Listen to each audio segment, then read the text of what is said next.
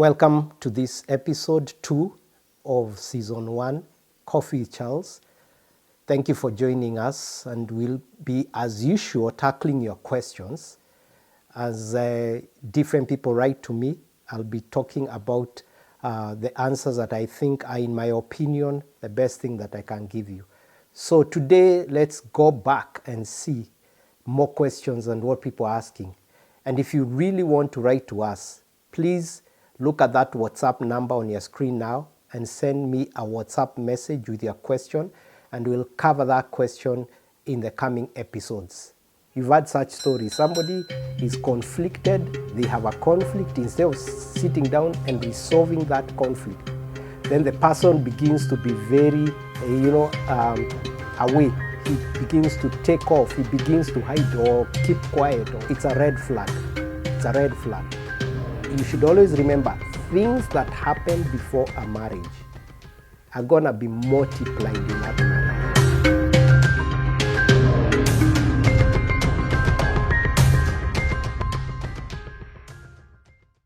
Okay, so let's begin this. Okay, I have a question here. Hi Charles, I'm attracted to a man in the office and I think it's mutual. I was excited, but found out he is married. Okay? I love him, and no matter how much I want to quit, I find myself attracted to him. Please advise. I don't want to break his family.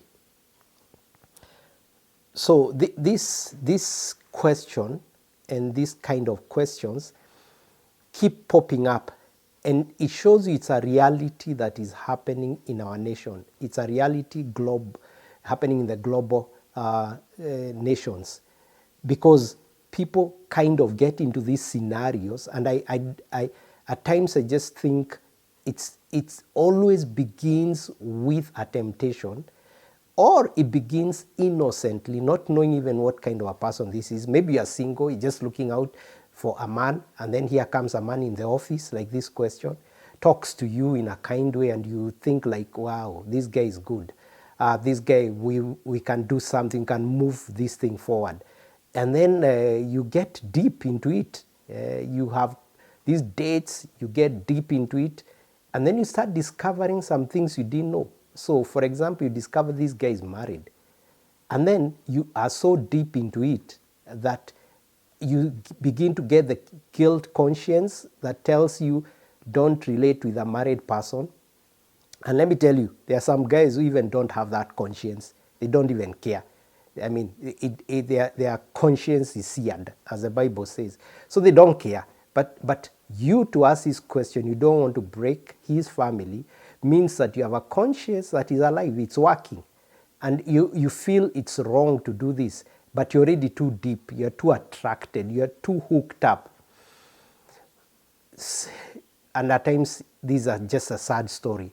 So this guy knew exactly what he was up to. He's not the confused lot. He knows exactly, because he was the one who is married. He came to you knowing exactly what he was. Even, not just men, even women who are married can do these things. They know what they are. And I said, for a married guy, he probably has an experience dealing with his wife. Now he has an experience how to deal with women like you. Or if a woman is married, she has an experience how to deal with men like you. So don't think they're innocent, and don't think they're just confused like you are. They know exactly what they are targeting, because they know they are coming from a home and they have children there, and they are trying to get this side chick or side guy happening for them. So mostly, I'm sure, maybe population-wise, and when you look at how many stories are coming forward, or most likely it's women who are going to be finding themselves in this scenario where a married guy is after them. And because he has told them good things in their ears and done good things, good deeds, kind words, caring, women like whatever you are told, what you hear. You know, what you hear. And this man will say exactly what you want to hear. They are not confused, they are not foolish. They'll say exactly what you want to hear. And then you're caught up in this web. So, my sister, there is no other way. It's painful, and don't be cheated that getting out of it will be easy. It's going to be a painful process of getting out. It's going to break your heart. It's going to break your emotions. It's going to hurt you. It's going to be a period of pain getting out, but doing the right thing. It's going to be easier staying inside and continuing. You know, like these floods that had hit our country, when you see a river flowing or a flood flowing, one of the things is that when you find yourself inside there and you're in the river and it's going, the more you fight, the more you get hurt. The more you just, allow yourself to go. Like there used to be a story, like a drunkard falling into a river might survive. Why? Because the alcohol in his body has made his body so relaxed and not afraid and don't care. They just flow with the river and survive. But you who is sober, fighting the flood, fighting the river, may end up hitting stones, hurting yourself, drowning, drinking water, and you're dead. So this issue of being in a relationship with a married man is not going to be easy to get out, or for any matter, any relationship. It's not easy to get out because it's something you have invested. So my question is, do you want to get out? Are you tired of this kind of a life? And it must get to a place where you feel, apana, let me just get out. This is painful, and then separate. So you work with this guy. It's even harder. Imagine. Now, do you quit your job? You work with him. This is even going to be harder because every day you're going to be seeing him. Even if you say no, you're going to be seeing him. Oh, so what do I advise you? I would just like to advise you, begin by asking God to help you to get out of this because you seem to know that it's wrong. Just tell God to give you the grace, the strength, and to deal with that pain of living, and then make it clear to that guy. Just have a sit down and make it clear that you do not want to be involved in a relationship because he's already married. Just be clear and be... Don't say that and then tomorrow you're inside, then the next day you're outside, then the next day you're inside, and then you are defeated again. This can be a cycle of defeat. I want to get out, I get back in. I want to get out, I get back in. I want to get out, I'm tempted, I get back in. So my clear advice, my sister, is it's not going to be easy, but start to take steps of telling that guy the truth and getting out. What you're going to do in the job, stay to your desk, stay with other colleagues, stop doing those side lunches and those going home together in the evening. Start cutting down things that enhance the relationship. Start doing things that dismantle that relationship. But yenyewe itakuwa ngumu. For real, it's not an easy thing. Even those who are watching, such scenarios are not easy. You can end up getting into a lot of problems. Okay. Hi Charles, this is another question. I'm a single pastor and I've been having a secret relationship with a youth member. Unfortunately, I fell into sexual temptation with her and now she's pregnant. I'm so ashamed. What do I do about it? Wow. This particular case now is a pastor talking about how he has fallen in love with a youth member. Maybe he's a youth pastor. We don't know. But the question is the girl is pregnant. You can't reverse that. But then let me tell you something before even we answer this question. There is always an assumption that men of God, pastors, bishops, apostles, evangelists, teachers, name them, prophets. There's always an assumption in our community that those people are beyond temptation. They can't fall. And then when they fall, we are very up and talking. We are very critical. Social media are just awash with so many things, saying hypocrites. Let me tell you, they are just men like you and I. Actually, if you read the Bible, it just says that Elijah the mighty man of God. He just says he was a man like any of us. Any of us. In fact, when he was threatened by Jezebel, he ran away, just like any of us would run away. Why didn't he use the mighty power of God to block that woman? Or just slay her with the word of God, like he had done a famine for 3.5 years. These men are just normal. Yeah? They're just normal people. They're just you and me. Just because you are a person who is a prophet or a pastor doesn't mean when you fall, now you are really fallen. And then when other people fall, they are just slowly falling up. And it's just the same thing. A man is a man, a woman is a woman. Doesn't matter the title, doesn't matter how much you think they should fall or not fall. So I want to ask you a question because you've written to us. This brings a lot of shame because when you report back to church, the congregants really will eat of this story and they will really feast on this story and spread it out and damage your name and all this. But again, you can't keep quiet and just assume it didn't happen and deny and move on. One thing I would advise that young pastor is to go to his senior pastor, if there is one, have a conversation with him and tell him what has happened, because he's really the next close pastor is watching over your life. And then these are consequences that of sin. We can't reverse that pregnancy.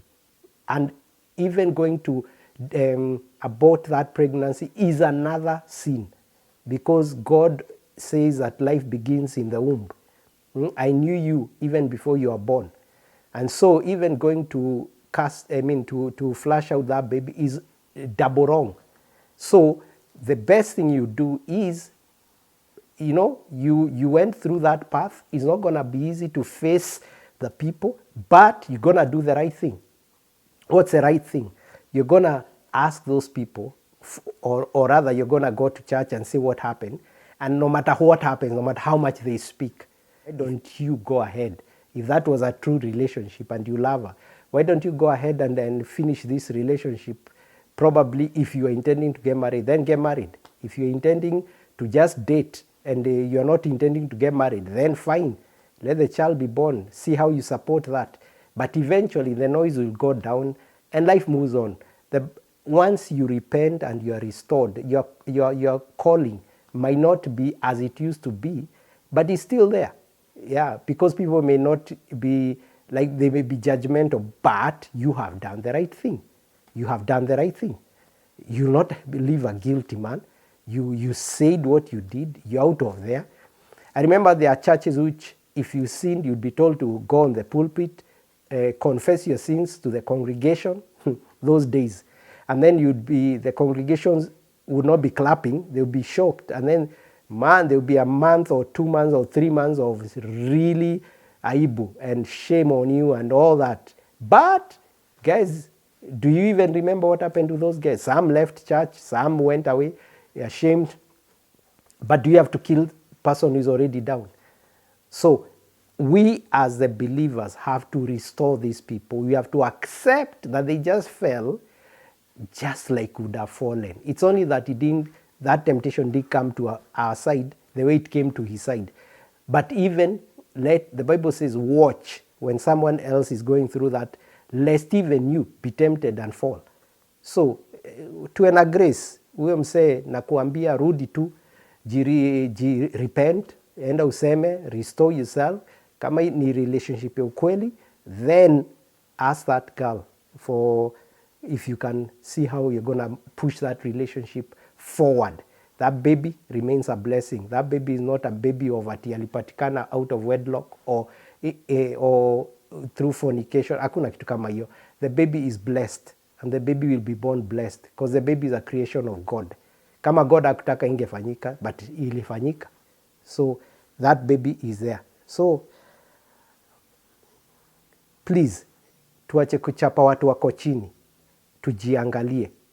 That even wewe, pengine ni vile hujashikwa. Maybe yako hata ni kali kuliko huyu pastor. Okay.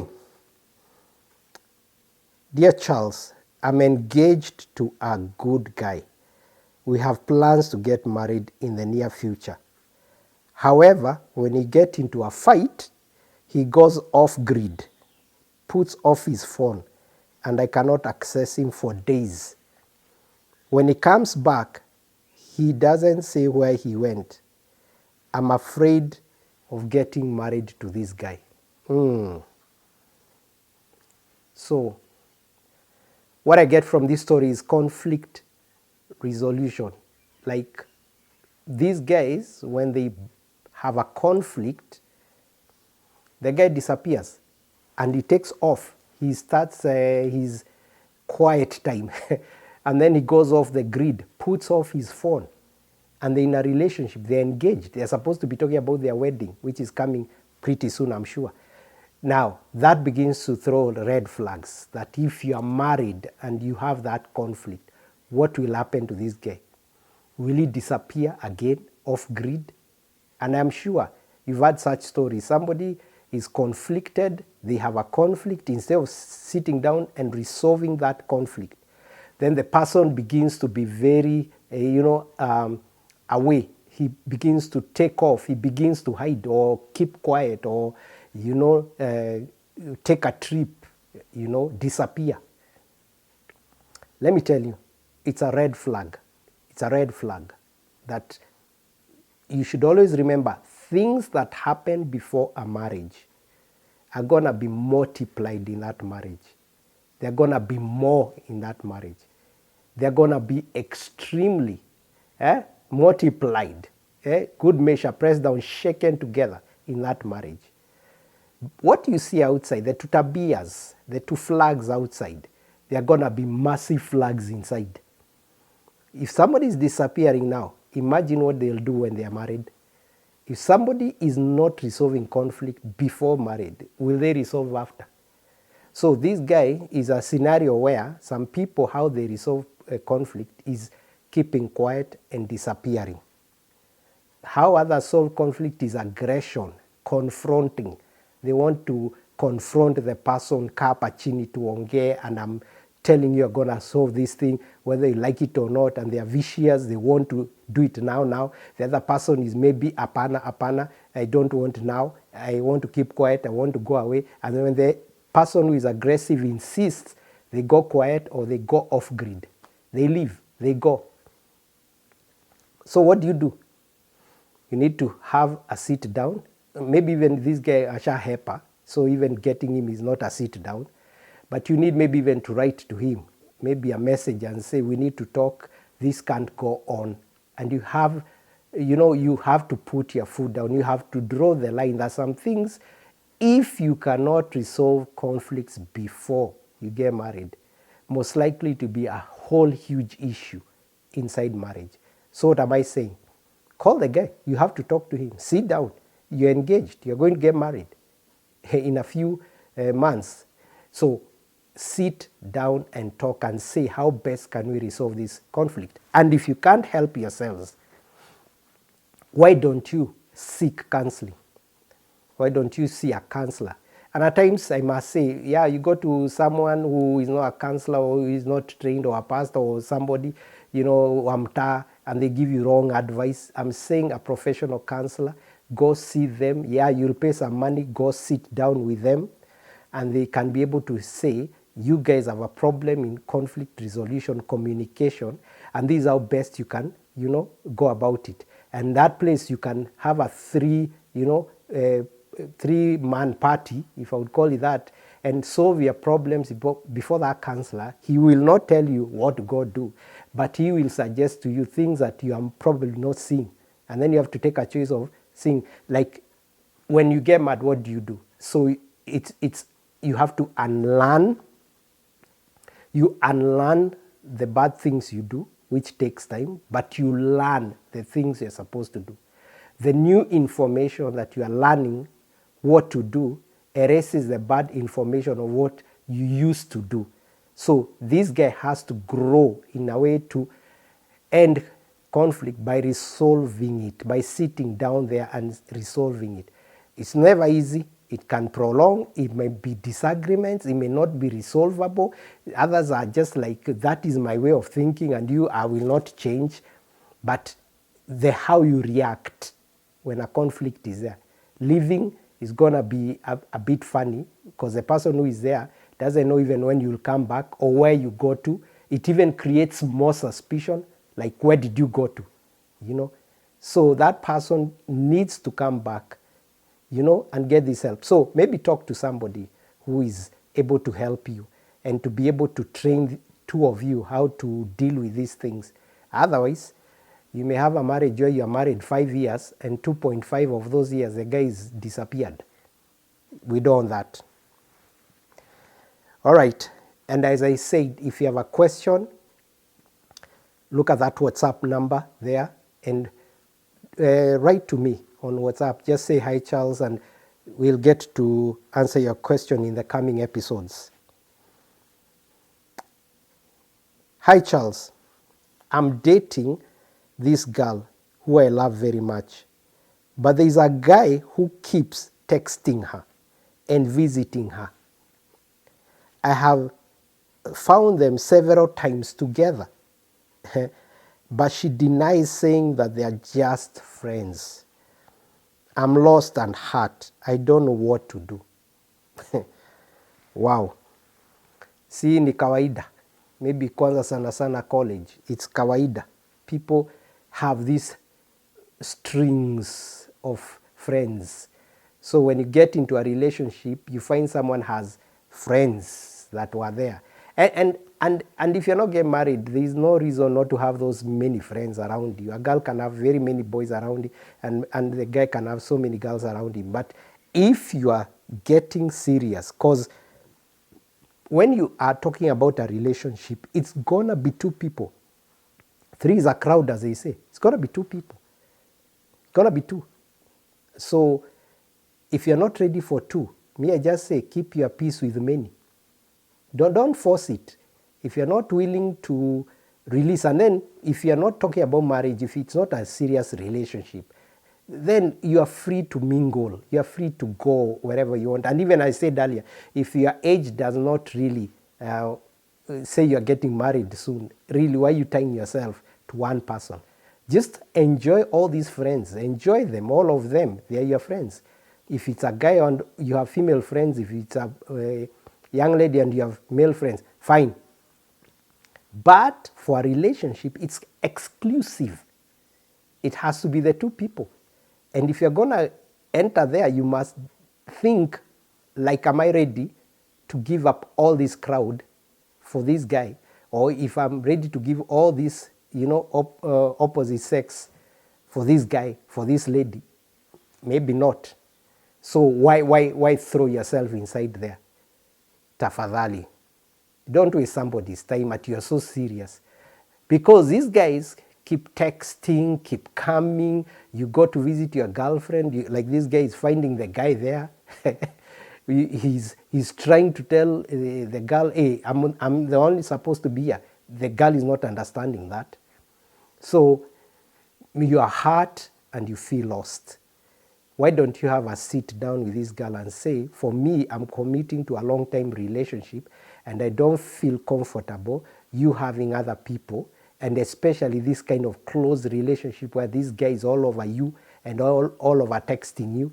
But if that girl doesn't want to live that life, painfully, you have to leave.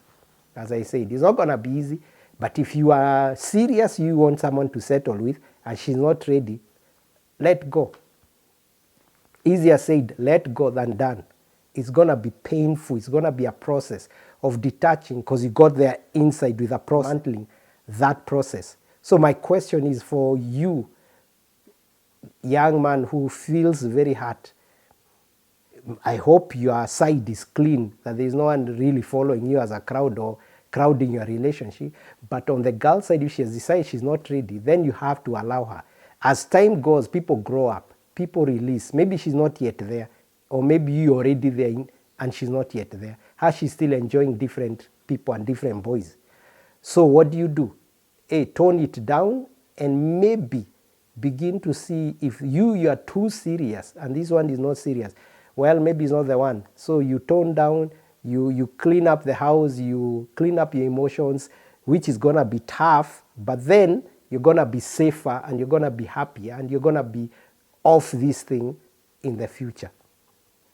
So pole sana because amekuumiza, but usiumie tena na tena na tena. You need to do something, you need to stop it, but have a conversation.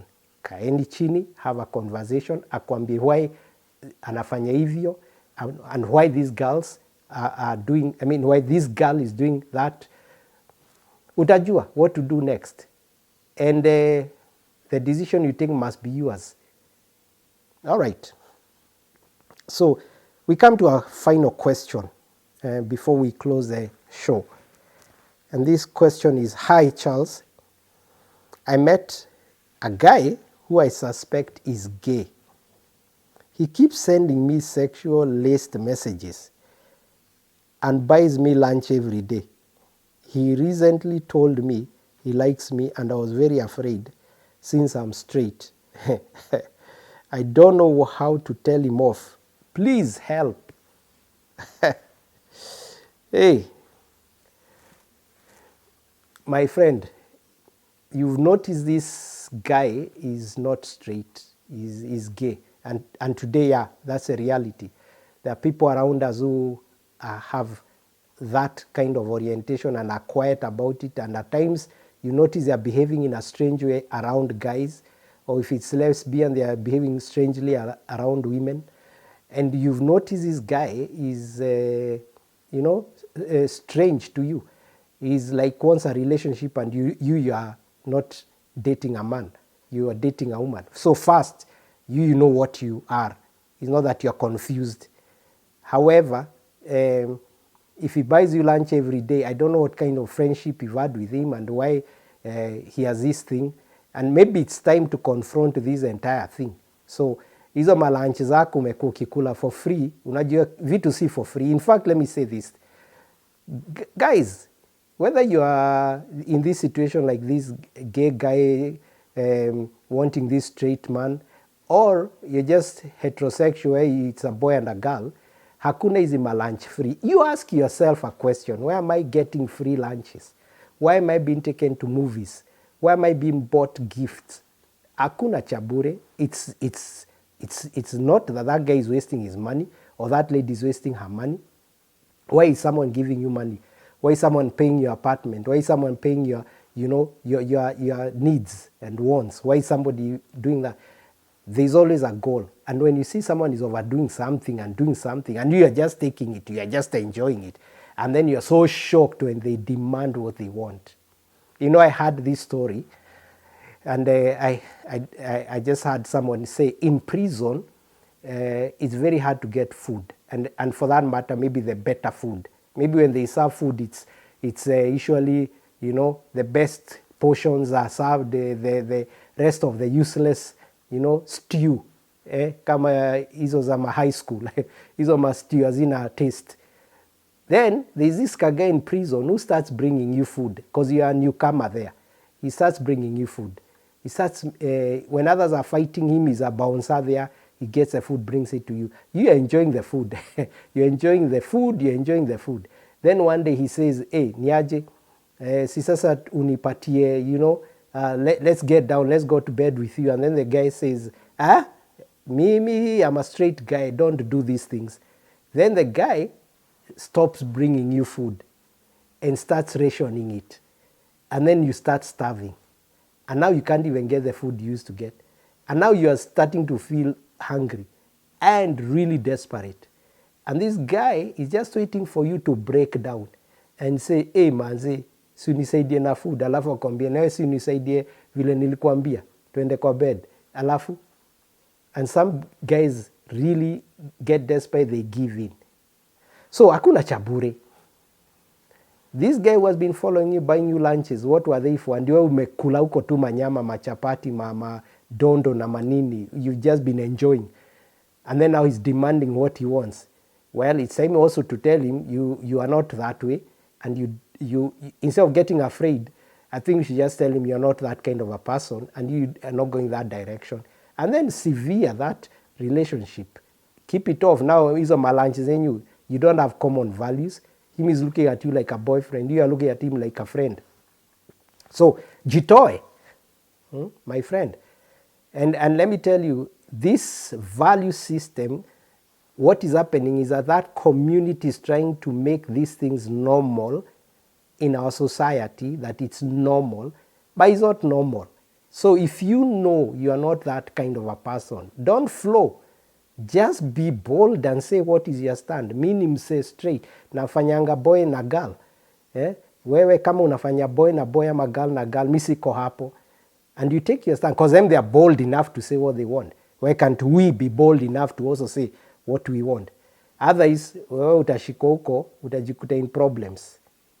Therefore, my advice to you, kijana, just tell the guy the truth and break out of that. And so many other guys who are going through that, or women who are going through that and found themselves in a trap, you don't know how to get out. Maybe even you owe the guy money that he lent you, or he has already bought you a car. You know, he has already done serious things for you, already hooked up. You're wondering, hiya, if I stop now, all these things go, and he's demanding his money. He's put you in a trap. Talk to somebody. Talk to somebody. Because again, even these are the things that we find someone is being killed. You wonder, what happened? I gave you so much money, I gave you so many things, and now you refused me. I'm going to kill you, I'm going to throw you off a balcony, stab you, whatever. And these things you're wondering, what happened? So be careful. Kama umekuwa ukikula mali ya mtu, and they come demanding what they want from you, and you are trying to play innocent, tafadhali seek help before you are harmed or you are attacked. And that's the end of this episode. So, as I said, it has been good talking to you.